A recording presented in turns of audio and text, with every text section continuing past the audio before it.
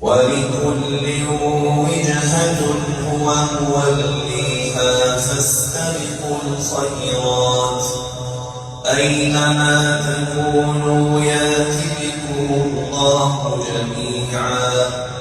إن الله على كل شيء قدير ومن حيث خرجت فول وجهك شطر المسجد الحرام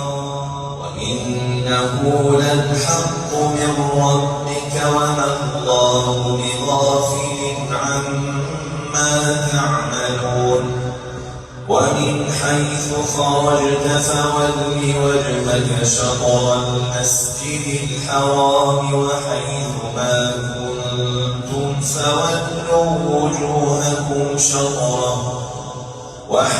ما كنتم فولوا وجوهكم شطره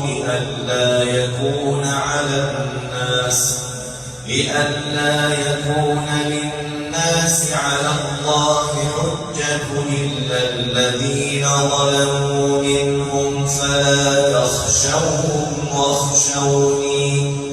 ولأتم نعمتي عليكم ولعلكم تهتدون كما أرسلنا فيكم رسولا منكم يتلو عليكم آياتنا ويزكيكم ويعلمكم الكتاب والحكمة ويعلمكم ما لم تكونوا تعلمون فاذكروني أذكركم واشكروا لي ولا تكفرون